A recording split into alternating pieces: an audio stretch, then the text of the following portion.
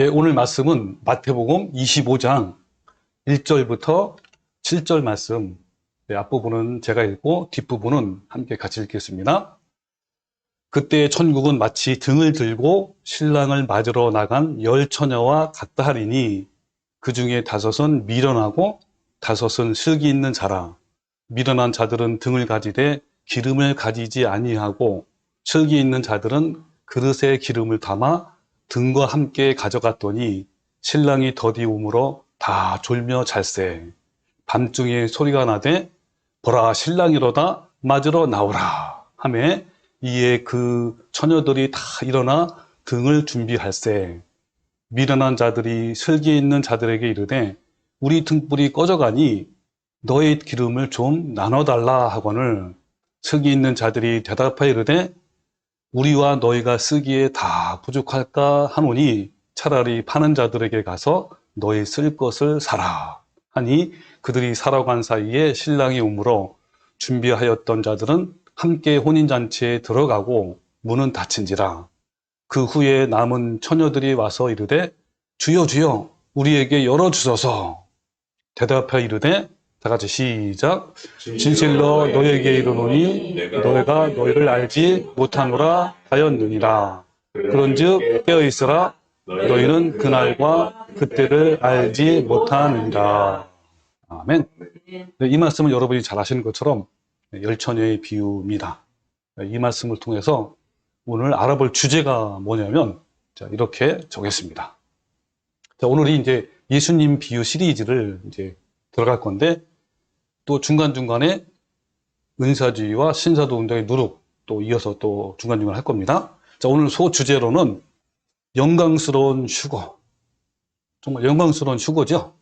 그런데 누가 그 휴거에 참여할 것인가? 자, 예수님께서는 마태복음 24장 종말의 장이라고 하잖아요. 여기에서 재림과 세상 끝에 있을 징조들에 대해서 말씀하신 후에 그 다음 장, 오늘 말씀이죠. 25장에서는 재림을 기다리는 자들의 준비에 대해서 세 가지 비유를 말씀했어요. 그 첫 번째가 오늘 본문 말씀, 신랑을 기다리는 열처녀의 비유고, 두 번째 비유는 달란트 비유고, 그 다음에 세 번째 비유는 양과 염소의 비유입니다. 근데 이 세 가지 비유의 공통점이 있어요. 첫 번째는 끝부분에서 영생에 들어가는 자들과 영원한 멸망에 들어가는 자들로 갈라져요. 한쪽은 최고의 기쁨과 영광이 있는 곳이지만 또 다른 쪽은 가장 비참하고 비극이 있는 곳이에요. 두 번째 공통점은 영원한 영광에 들어가는 자의 자격과 기준이 무엇인지 그리고 무엇을 준비하는지에 대해서 우리에게 경고를 해 주셨고요. 마지막으로 우리에게 어느 길을 선택하며 살 것인지 결단하라는 말씀을 하신 거예요. 특히 오늘 알아볼 첫 번째 비유, 열처녀 비유는 마지막 때에 일어날 휴거와 관련이 있단 말이에요. 이 휴거는 마지막 때 일어난 것으로 정말 신비 중에 신비이고 영광 중에 영광인 거예요. 주께서 호령과 천사장의 소리와 하나님의 나팔 소리로 친히 하늘로부터 강림하실 때 우리는 영광의 몸으로 호련히 변화되어 순식간에 하늘에서 하늘에 끌어올리잖아요. 이 끌어올리는 게 휴거란 말이에요. 휴거되어 영광의 주님을 만나게 될 겁니다. 자, 이 부분을 한번 성경에 보면 다음과 같습니다. 데살로니가서 4장 16절에 주께서 호령과 천사장의 소리와 하나님의 나팔 소리로 친히 하늘로부터 강림하시리니 그리스도 안에서 죽은 자들이 먼저 일어나고, 자, 이게 첫째 부활이에요. 생명의 부활이죠.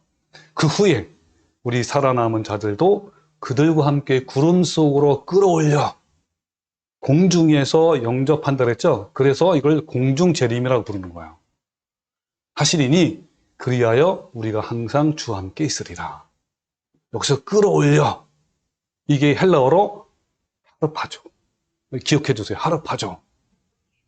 낚아채다 이런 뜻이고 휴거를 말하는 거야. 우리나라 말로 하면 휴거. 이 영어는 어떻게 표현되냐면요, extreme joy, 아주 극단적인 기쁨으로 표현했고요. 랩처 들어봤죠? 랩처. 이 뜻이 뭐냐면 큰 기쁨, 황홀, 환희 이런 거예요. 그러니까 이 순간이 얼마나 큰 기쁨이고 황홀이고 기쁨인지 이렇게 표현한 거란 말이에요. 하릅하죠. 한번 해보세요. 하릅하죠. 예. 또 고전 15장 이제 같은 표현인데요. 52절에 보라 내가 너희에게 비밀을 말한다. 그래서 우리가 다 잠잘 것이 아니요 마지막 나팔의 순식간에 호련히 바로 이 부분이 끌어올려 해당되는 거죠. 그러면서 우리가 끌어올릴 때 변화가 된단 말이에요. 변화되린다. 그래서 나팔 소리가 나면 죽은 자들이 썩지 아니할 것으로 다시 살아나고 우리도 변화한단 말이에요. 영광의 몸으로 이 썩을 것이 반드시 썩지 아니할 것을 입겠고 이 죽을 것이 죽지 아니함을 입으리라 라고 했단 말이에요. 여러분 휴거는요 아까 얘기한 것처럼 마지막 때 일어나는 일이고 정말 신비 중에 신비이고 영광 중에 영광이에요. 여러분이 한번 생각해 보세요. 정말 아주 흉하게 생긴 애벌레, 여자들은 애벌레 보면 막 도망가더라고. 나는 귀엽던데. 어쨌든 이 애벌레가 어느 날 갑자기 어때요? 나비가 되어서 날아가는 모습을 한번 상상해 보세요. 그 나비는 아름답죠, 굉장히. 그 모습이 얼마나 신비하고 아름다운지 그런 걸 생각하면 이해가 될 거예요. 또 뭐냐면 머릿속에 흩어져 있는 철가루가 있어요. 그때 강력한 자석을 탁 갖다 대면 막 끌어올라간단 말이에요. 그것처럼 이렇게 올라가는 거예요.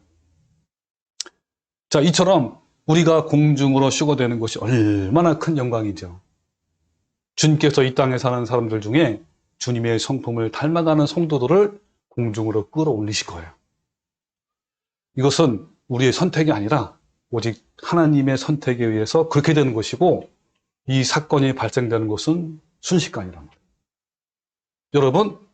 여러분은 이 날이 영광의 날이라고 믿습니까? 우리의 믿음의 선배들이요, 이 날을 영광의 날이라고 여기면서 손꼽아 기다렸단 말이에요. 자, 바울은 어떻게 마지막 할 때 유언했냐면 신앙 고백이기도 하죠. 디모데후서 4장 7절에 나는 선한 싸움을 싸우고 나의 달려갈 길을 마치고 믿음을 지켰다. 이제 후로는 나를 위하여 의의 멸관이 예배되었다. 이 고백이 저의 고백이 되었으면 좋겠어요. 여러분들의 고백이 되고 주님이 오실 때 마지막 세상을 떠날 때 나는 선한 싸움을 싸웠다. 믿음을 지켰다. 자, 주 곧 의로우신 재판장이 그날에 내게 주실 것이며 그날이 언제냐면 영광스러운 휴거 된 날 아닙니까? 자, 그러면서 뭐라 하냐면 내게만 아니라 주의 나타나심을 사모하는 모든 자에게도 그러나. 자, 어떤 자에게 또 주시냐면 주의 나타나심을 사모하는 자래요. 자, 그렇다면 여러분께 제가 한번 질문을 들어보는데 먼저 교훈이 뭐냐면 주님의 재림을 사모하면서 기다리는 자가 그 영광에 참여한다 그랬잖아요. 자, 그렇다면 여러분은 지금 주님의 재림을 사모합니까? 아니면 지금은 아니고 나중에 오시기를 바랍니까? 자, 그럼 베드로를 한번 보겠어요. 베드로는 뭐라냐면 베드로전서 5장 4절에 목자장이 나타나실 때에 시들지 아니하는 영광의 관을 얻으리라. 자, 목자장이 누구시죠, 여기서? 예수님이 나타나실 때, 다시 오실 때, 그때 시들지 아니하는 영광의 관, 이게 영생이죠. 영생을 주겠다라는 거예요. 자, 그 다음에 이걸 더 자세히 푼 게 1장 7절이에요. 예수 그때께서 나타나실 때에 칭찬과 영광과 존귀를 얻게 할 것이니라. 자, 주님이 오시면요, 우리는 어때요? 칭찬과 영광과 존귀를 얻어요. 예수를 너희가 보지 못하였으나 사랑하노다. 이제도 보지 못하나 믿고 말할 수 없는 영광스러운 즐거움으로 기뻐하니 믿음의 결국 곧 영혼의 구원을 받음이라. 자, 왜 우리는 믿고 말할 수 없는 영광스러운 즐거움을 기뻐합니까? 예, 결국 마지막에 뭘 받았기 때문에요? 구원이란 말이에요. 영원한 영생을 얻기 때문에 그런 거예요. 자, 이처럼 휴거, 즉 구원은요, 영광스러운 거예요. 그런데 이 칼빈주의적인 교리를 믿는 사람들은 부끄러운 구원이 있다라고 하면서 좋은 상급을 받기 위해서 교회에 충성하라고 가르친단 말이에요. 이 예수님의 재림, 이것은 너무나 오랫동안 기다려온 참 성도들의 소원입니다.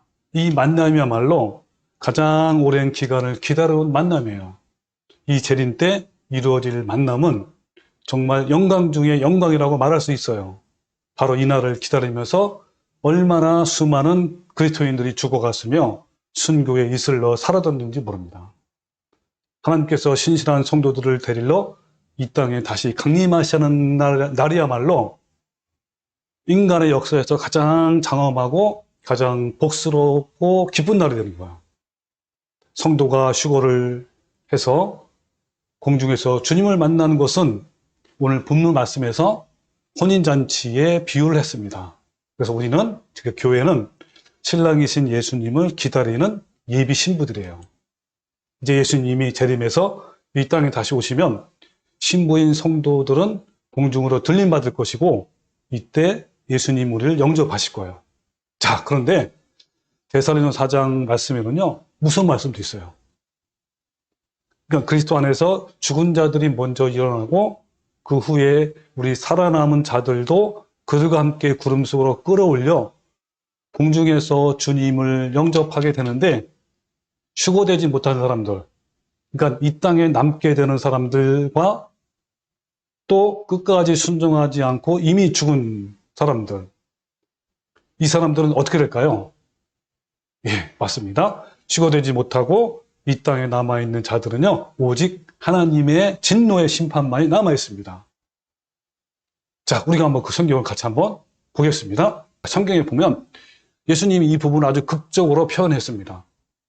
마태복음 24장 40절에 그때 두 사람이 밭에 있음에 한 사람은 데려가고 한 사람은 버려둠을 당할 것이요. 두 여자가 맷돌질을 하고 있음에 한 사람은 데려가고 한 사람은 버려둠을 당할 것이라. 정말 영원한 운명이 갈라지는 순간이에요. 이 순간이야말로. 그러면서 뭐라냐면 그러므로 깨어있으라. 어느 날에 너희 주가 임할는지 너희가 알지 못함이라 라고 말씀했단 말이에요. 이 휴거에 참여하지 못한 사람들은 이 땅에서 하나님의 진노의 심판이 임할 거란 말이에요. 그러니까 예수님의 이 재림은 양면성이 있어요. 참 성도들에게는 영광이 나르지만 끝까지 순종하지 않는 자들에게는 예수님의 진노의 심판이 나르다는 거예요. 그 진노의 심판이 얼마나 무섭고 두려운지 그 심판을 당하는 사람들의 증언이 바로 요한계시록에 생생하게 나와 있어요. 자, 볼까요? 계시록 6장 16절에 이 땅에 남은 모든 사람들이, 그러니까 휴거되지 못하는 사람들이 남아있는 그 사람들이에요. 그 사람들이 굴과 산들의 바위 틈에 숨어 산들과 바위에게 말하되 우리 이 위에 떨어져 보좌에 앉으신 이의 얼굴에서와 그 어린 양의 진노에서 우리를 가리라. 제발 우리를 죽여달라. 그런 거예요. 가려달라. 그러면서 그들의 진노의 큰 날이 이르렀으니 누가 능히 서리여 하더라. 이런 날이 온단 말이에요. 예수님이 악인들을 심판하시기 위해서 재림하실 때, 이건 지상재림이에요. 구름을 타고 천천만만의 천사와 함께 오시는 모습을 요한계시록에서는 백마를 타고 오시는 분으로 묘사했어요. 자, 볼까요? 자, 11절, 19장 11절. 또 내가 하늘이 열린 것을 보니 보라, 백마와 그것을 탄 자가 있으니, 바로 예수님이죠. 그 이름은 충신과 진실이라. 그가 공의로 심판하며 싸우더라. 자, 예수님은요, 만왕의 왕이시여 만주의 주란 말이에요. 하늘에서 내려와서 끝까지 순종하지 아니한 자들 마침내 불과 유황으로 심판할 거예요. 그 마태복음 16장 10절에 인자가, 예수님이죠. 인자가 아버지의 영광으로 그 천사들과 함께 오리니, 그렇죠? 바로 이 모습이 계시록 19장 11절 말씀이에요. 오리니 그때 각 사람이 행한 대로 갚아주리라. 이 천사는요, 그 전쟁의 천사라고 부르잖아요. 미카엘 천사. 근데 여러분, 미카엘 천사에 대한 말씀이 나왔는데, 여기 나온 것처럼 천사 한 명이 나타났을 때에 군대 18만 5천 명이 죽었어요. 이 전쟁의 천사. 자, 그것이 어디 나오냐면 열왕기하 19장 35절에 나와요. 자, 이 밤에 여호와의 사자가, 천사죠, 나와서 아수르 진영에서 군사 18만 5천 명을 친지라. 아침에 일어나 보니 다 송장이 되었더라. 이 전쟁의 천사는, 아까 미카엘 천사는요, 전쟁입니다. 심판의 같이 예수님과 함께 오셔서 심판하는. 그러니까 천만만의 천사가 예수님을 호위하며 임한다는 것은 전 세계적으로 진노의 심판이 일어날 것을 말하는 거예요. 계시록 1장 7절에 보면 볼지어다 그가 구름을 타고 오시리라. 각 사람의 눈이 그를 보겠고 그를 찌른 자들도 볼 것이요. 땅에 있는 모든 족속이, 여기는 휴거되지 못한 사람들, 이 땅에 남아있는 자들이에요. 그러 말미암아 애곡한대요. 통곡한단 말이에요. 네. 그러하리라. 아멘. 하나님의 심판인 것. 또 베드로서 3장 6절, 7절, 10절에 보면요, 이런 말씀이 있죠. 이러 말미암아 그때에는 노아 홍수 때 심판이에요. 세상은 물로 넘침으로 멸망하였으되 이제가 마지막 심판이에요. 이제 하늘과 땅은 그 동일한 말씀으로 불사르기 위해서, 이 불사른다는 말이 뭐예요? 아까 말한 마지막에 끝까지 순종하지 않는 자들을 뭘로 심판한다고요? 불과 유황으로 심판한단 말이에요. 자, 보호하신 바 되어 경건하지 아니한 사람들의, 즉 경건하지 아니한 사람들이란 말은 뭐예요? 이게 구원의 기준이에요. 경건을 다른 말로 하면 거룩함이잖아요. 자, 그 사람들의 심판과 멸망의 날까지 보존하여 두신 것이라. 그러나 주의 날이, 재림이죠? 주의 날이 도둑같이 오른단 말이에요. 그 날에는 하늘에 큰 소리로 떠나가고 물질이 뜨거운 물에 풀어지고 땅과 그 중에 있는 모든 일이 드러나리로다. 불과 유황으로요, 태운단 말이에요.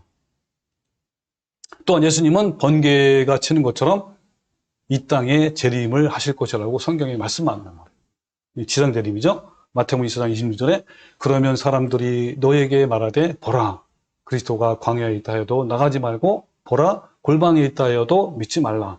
번개가 동편에서 나서 서편까지 번쩍인 같이 인자의 마음도 그러하리라.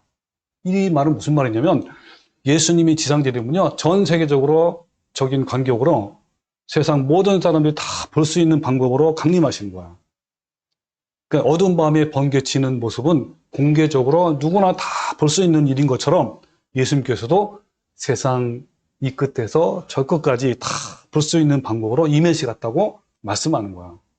그러니까 예수님의 재림 때는요, 온 지구가 지진으로 흔들리고 섬들과 산들이 무너져 내려앉게 되고 또 땅의 표면이 불에 타 녹아버리면서 대기권이 다 타버리는 그 엄청난 물리적인 사건들이 발생하는 것을 성경 말씀에 다 나와 있습니다.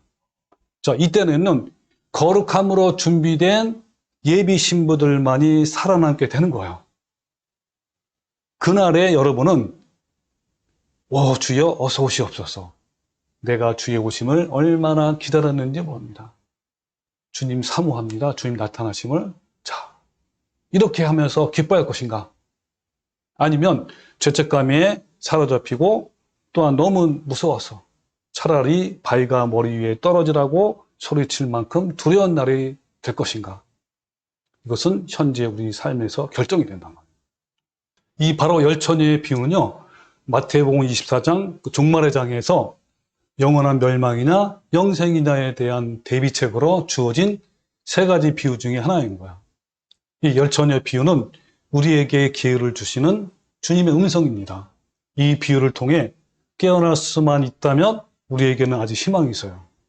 자, 우리가 열처녀의 비유를 올바르게 이해를 하기 위해서 그 당시의 전통적인 유대인의 풍습과 절차를 알면 좋습니다. 이 유대인의 결혼 풍습과 절차에는요, 예수님에 대한 상징이 있어요. 그러니까 예수님의 초림과 십자가의 사건과 공중재림과 휴거, 그리고 천국의 혼인잔치까지 모든 과정이 잘 나타나 있고 그런 것을 상징하고 있단 말이에요. 자, 그래서 유대인의 전통적인 결혼 절차를 보면요, 첫 번째 혼인 약속을 하는데 이것은 예수님의 초림을 의미하는 거예요. 예를 들면 이제 어떤 남자가 있는데 어떤 여자를 마음에 들었단 말이에요. 그럼 그 여자랑 결혼을 하려면, 자, 뭐부터 해야 되냐면 이 결혼을 원하는 남자가 결혼 허락을 받기 위해서 여자의 부모를 찾아간 거야. 자, 이것은 뭘 말하냐면 예수님이 신부, 즉 교회를 얻기 위해 아버지 집을 떠나 이 땅에 오신 것을 상징하는 거예요. 자, 이때 남자는 신부를 얻기 위해 상당한 액수의 돈을 지불합니다. 이거를 신부값 또는 지참금이라고 이제 부르는 거죠. 그 야곱의 경우는요, 라반의 두 딸과 결혼하기 위해서 이 지참금을 어떻게 마련했냐면, 그 라반 밑에서 14년간 노동을 한 거예요. 자, 이것은 뭘 상징하냐면, 예수님께서는 신부, 즉 교회를 얻기 위해 십자가의 죽음의 대가를 지불하신 것을 상징하는 거예요. 자, 그 다음에 이제 약혼식을 해야 될 거 아닙니까? 자, 이제 지참금을 지불하면요, 간단하게 약혼식을 해요. 어떻게 하냐면, 남자가 여자에게 포도주를 한 잔을 따라 줍니다. 그러면 그 포도주를 여자가 마시면, 약혼을 승낙이 되는 거예요.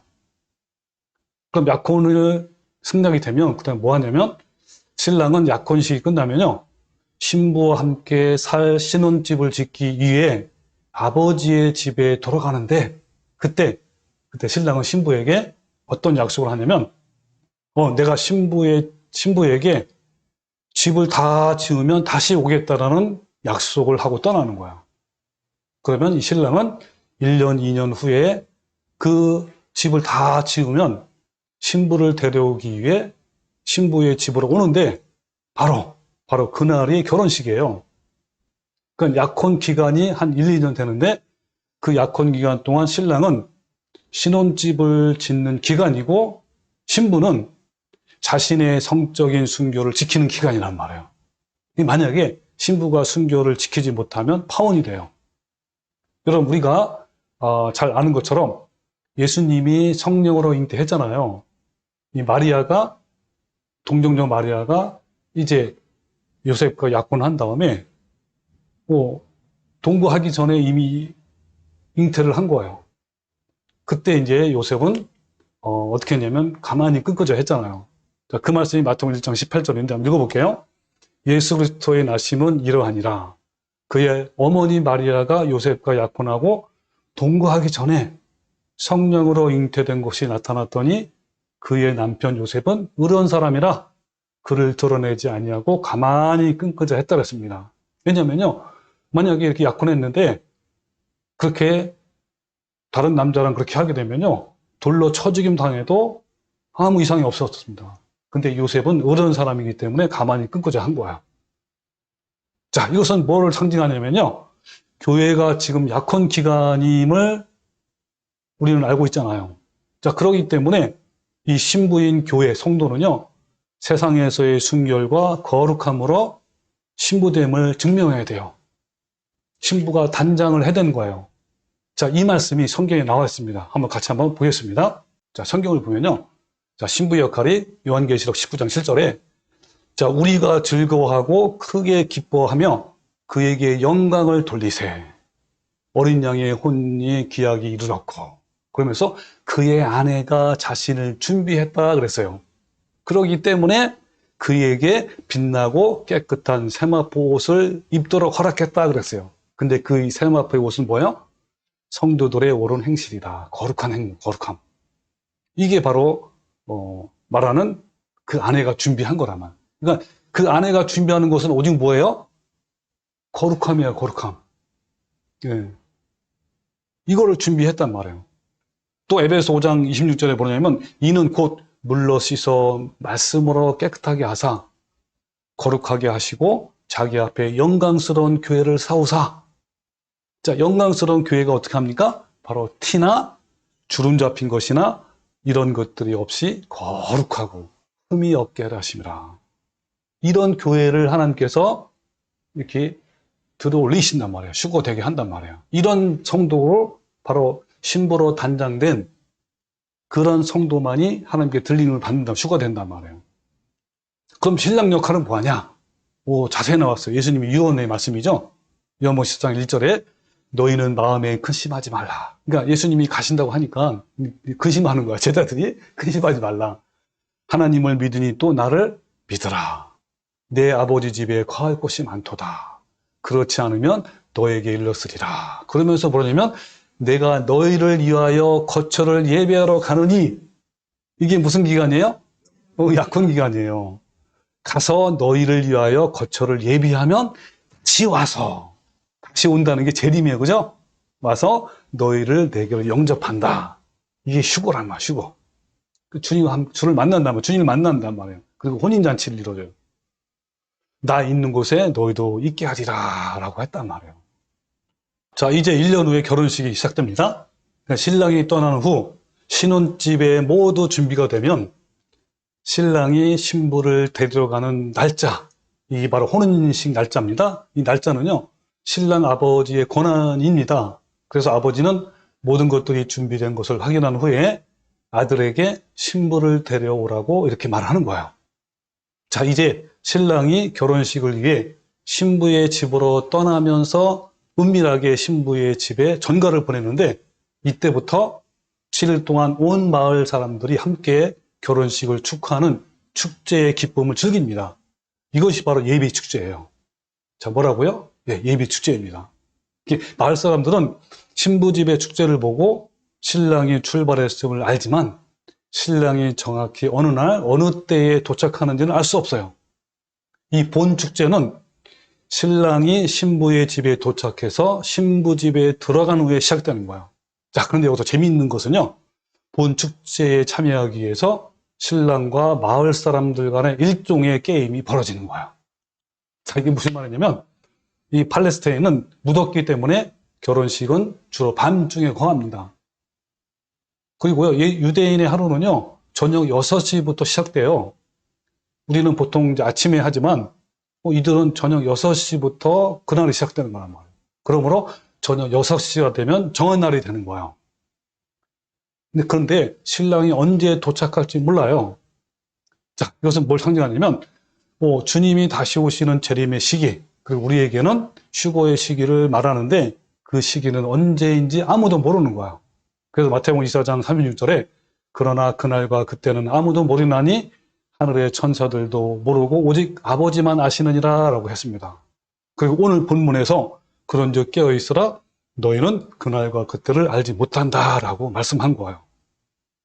그러니까 이 본 축제의 준비 단계인 예비 축제는요, 마을 사람 전체가 흥겹게 즐기는 축제이지만 이 본 축제는 신랑이 도착한 후 신부의 집에서 거행되는 결혼식의 축제예요. 자, 이때 신랑과 그리고 예비 축제를 즐기던 마을 사람들 사이에 게임이 벌어져요. 자, 이게 뭘 말하냐면 신랑은요, 몰래 신부의 집에 들어가려고 하는 거예요. 그래서 때로는 변장하기도 합니다. 근데 이 본 축제에 들어가려고 하는 마을 사람들은 신랑이 신부의 집에 들어가는 그 순간을 기다리는 거야. 여기 10명의 처녀들도 적극적으로 기다리던 사람들이에요. 신랑이 신부의 집에 몰래 도착하면 그때 신랑의 들러리가 쇼파로를 부르는 거예요. 이 쇼파로가 뭐냐면 뿔라팔.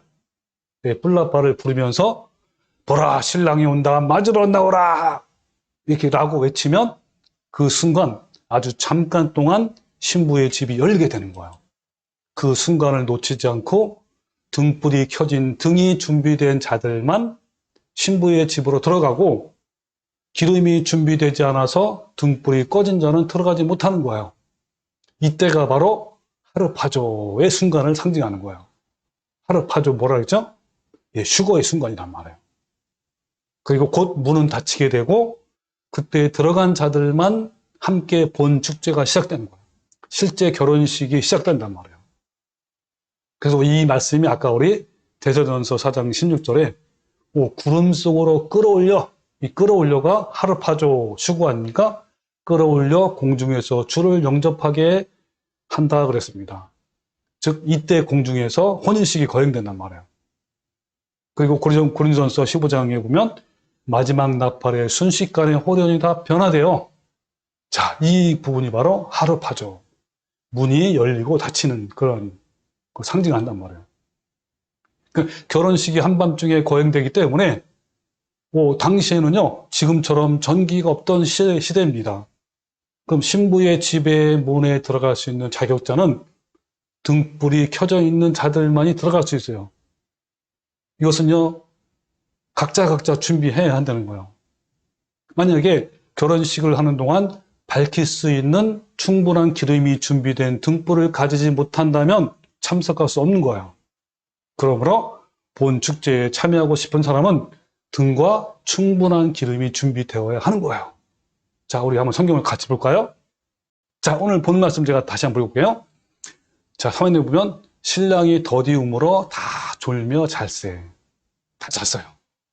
근데 밤중에 소리가 났어요. 뭐라냐면, 보라, 신랑이로다, 맞으러 나오라! 라고 한 거예요. 이에 그 처녀들이 다 일어나 등을 준비할세. 자, 미련한 자들이 슬기 있는 자들에게 이르되, 우리 등불이 꺼져간다, 이 말이에요. 그러니까 너희 기름을 좀 나눠달라. 하니까, 우리와 너희 쓰기에 다 부족한다. 차라리 사와라 그랬잖아요.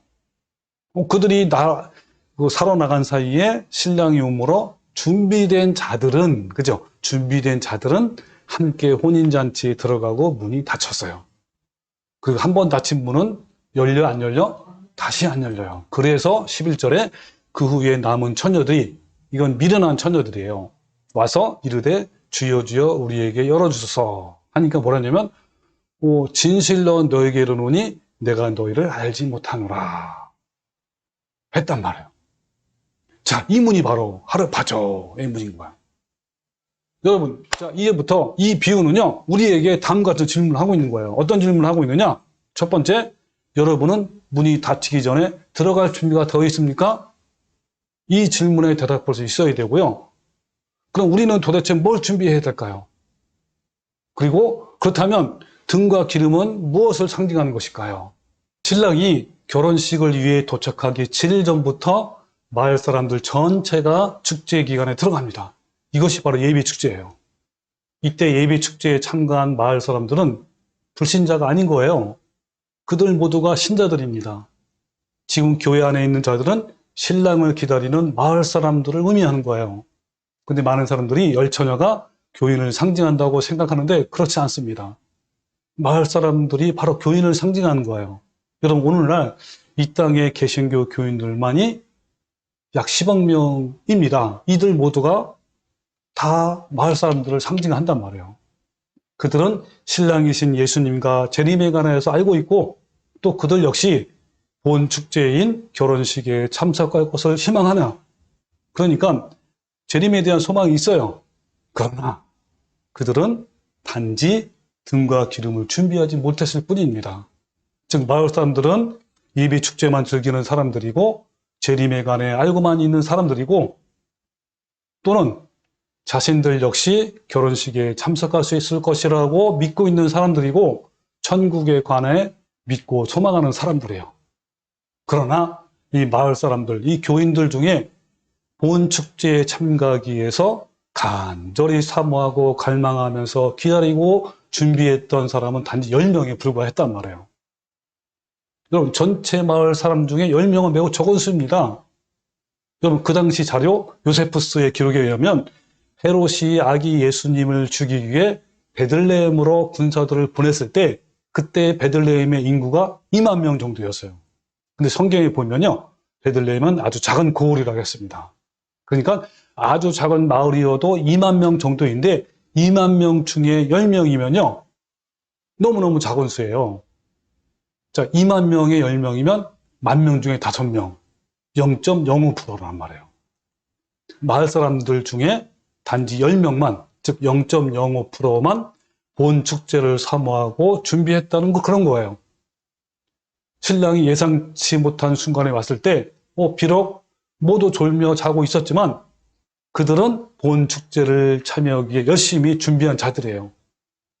근데 그 10명 중에 슬기로운 5명은 구체적으로 철저히 준비했기 때문에 본 축제에 들어갔으나 미련한 5명은요 그때서야 서둘렀지만 이미 때는 늦었어요. 자, 이것은 무엇을 의미하느냐면 다음과 같은 걸 의미합니다. 이 시대에 수많은 교인들이 있지만 그 중에 교회의 혼인잔치, 그러니까 예수님의 공중재림이죠. 이것을 간절히 사모하며 기다리는 성도의 수는 극히 적음을 말하는 거예요. 교회도 열심히 나가고 천국과 재림에 대해서 알고 있고 소망하지만 구체적으로 철저히 준비를 못한 교인들은 마치 신랑이 온다는 소식을 듣고 예비 축제만을 즐기는 마을 사람들과 같은 거예요. 대부분의 수많은 교인들은 예비 축제에만 관심이 있을 뿐 본 축제에 대해서는 크게 관심을 갖지 않고 그러니까 참가하지도 못할 거란 말이에요. 오늘날 교회 안에는 마을 사람들이 즐비합니다. 이들은요 어리석고 미련하고 불쌍한 사람이에요. 이들은 교회 안에서 재림의 설교를 듣고 소망하지만 진짜로 사모하고 기다리고 준비하는 자들이 아닌 거예요. 아니 얼마나 많은 사람들이 본 축제를 위해 아무런 준비도 하지 않으면서 예비 축제만 즐기고 있는지요. 그들은 즐길 줄만 알았지 본 축제를 위해 등과 기름을 준비해야 한다는 것과 신랑이 도착하는 순간 잠깐 문이 열린 문을 통해 들어가야 하므로 깨어 있어야 한다는 것을 전혀 모르고 있단 말이에요. 그냥 막연하게 나는 천국에 갈 것이다 라고 믿는 사람들을 성경에서는 다음과 같이 경고하고 있습니다. 함께 성경을 봅시다. 화면에 보면 자 마가복음 10장 20절에 뭐라 그러냐면 예수께서 다시 대답하여 이르시되 얘들아 하나님 나라에 들어가기가 얼마나 어려운지 낙타가 바늘 끼러 나가는 것이 부자가 하나님 나라에 들어가는 것보다 쉬우니라 라고 했단 말이에요. 여기 부자는요 현재 부자도 마찬가지지만 현재는 가난해. 그러나 그 목표가 부자인 사람들 돈을 벌기 위해서 그거에 목적을 둔 사람을 말하는 거예요. 얼마나 어려운지. 또 마태복음 7장 13절에 좁은 문으로 들어가라. 멸망으로 인도하는 문은 크고 그 길이 넓어 그리로 들어가는 자가 많아요. 그러나 생명으로 인도하는 문은 좁고 길이 협착하여 찾는 자가 적다 그랬어요. 자, 같은 말씀을 누가복음 18장 8절에 이건 또 다른 말씀이죠. 내가 너희에게 이르노니 속히 그 원한을 풀어주시리라 하면서 그러나 인자가 올 때, 인자가 오는 게 언제 오죠? 언제죠? 바로 재림이죠. 인자가 올 때 세상에서 믿음을 보겠느냐? 있단 말 없단 말이에요? 없단 말이에요. 자, 그렇다면 열처녀는 어떤 존재인가요? 그들은요 적극적으로 준비하고 기다리는 자들이었어요. 그 중에 미련한 5처녀는 적극적으로 기다렸고 준비는 하였지만 충분하지 않았단 말이에요. 그런데 오늘날 교회 안에 열처녀를 찾아보기가 너무 어려워요. 교회 전체에 몇 명이나 될까요? 여러분 미련한 5처녀조차도 볼 수 없을 정도입니다. 이 열처녀는 마을 사람들 중에서 적극적인 자들이었어요. 그들은 구체적으로 준비했단 말이에요. 결혼식에는 반드시 등과 기름이 있어야 하므로 구체적으로 그것을 준비해온 자들이란 말이에요. 단지 미련한 자는 준비가 조금 미흡했고 슬기로운 자는 충분했다라는 그 차이일 뿐입니다. 이 차이는 조금일 수도 있지만 엄청난 결과적 차이를 만들었어요. 따라서 우리가 준비하려면요 충분하게 해야 됨을 오늘 말씀을 통해서 알 수 있는 거예요. 여러분 여기서요 이 어리석은 미련한 이 뜻은요 헬라어로 모르스예요.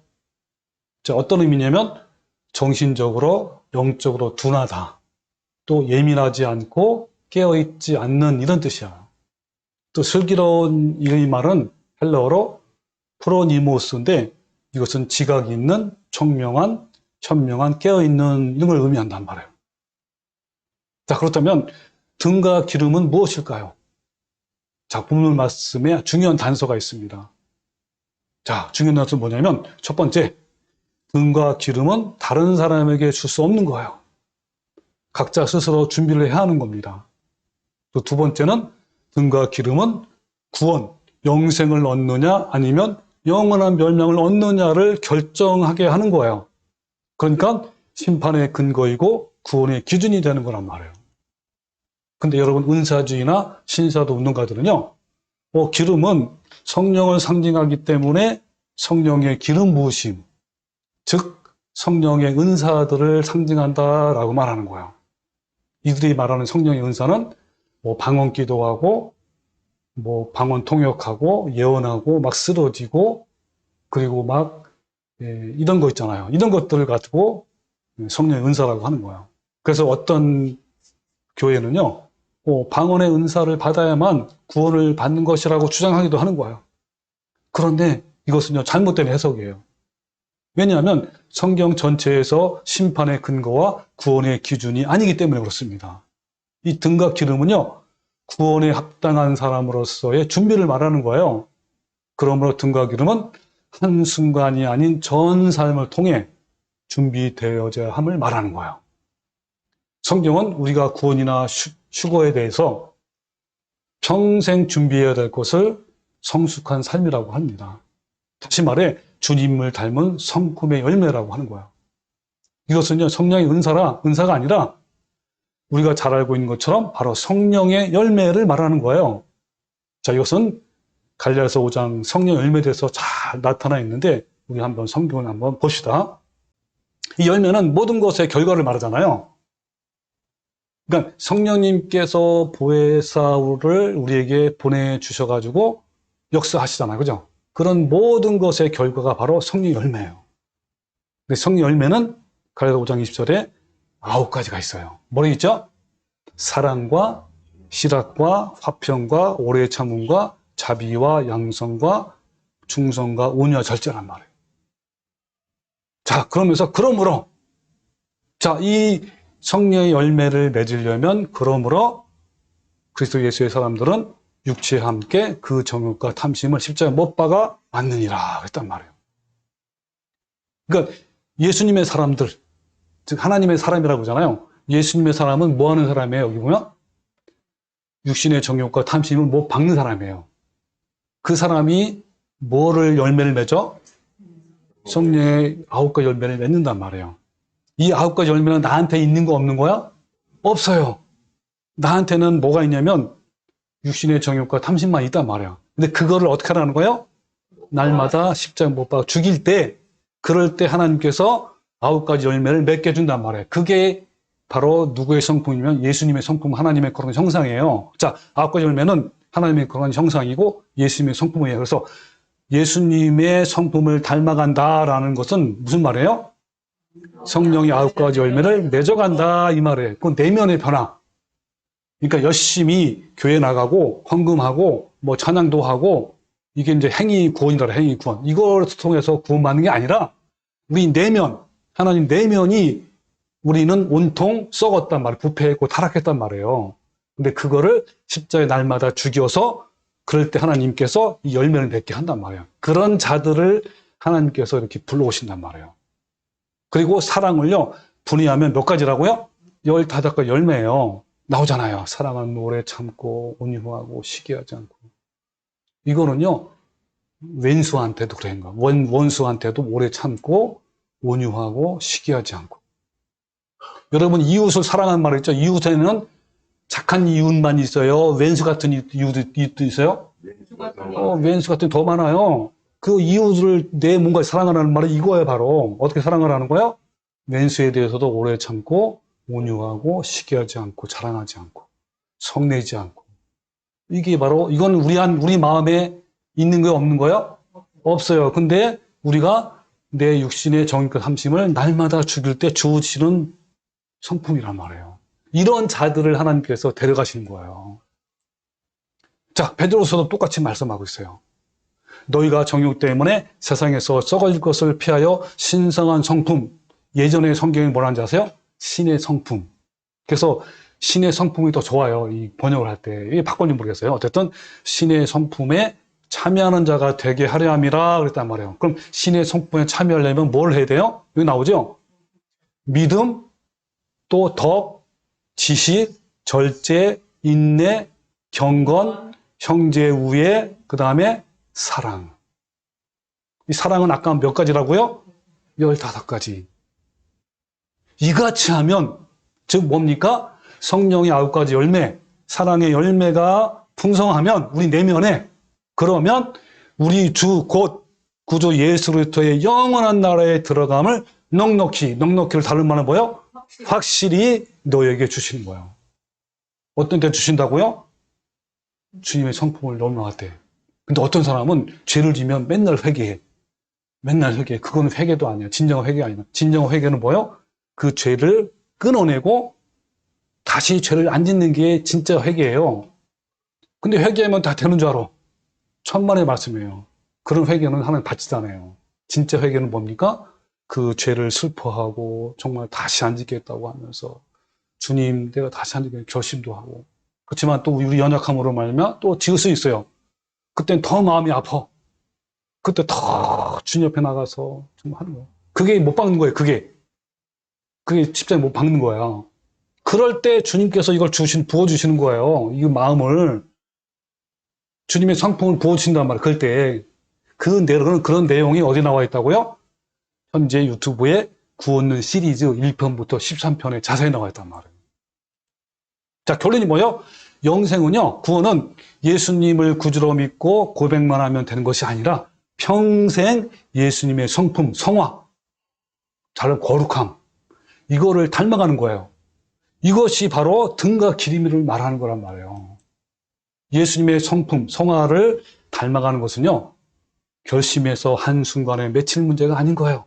평생을 두고 지속적인 추구함의 결과로 얻어진 거예요.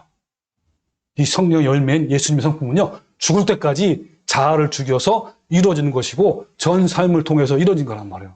그러기 때문에 내면에 있는 이 주님의 성품은요, 절대 나눌 수가 있어 없어요? 없어요. 내 성품을 어떻게 주겠습니까? 내가 정해진께 성품을 줄 수 있어요? 이건 누가 만들어가는 거예요?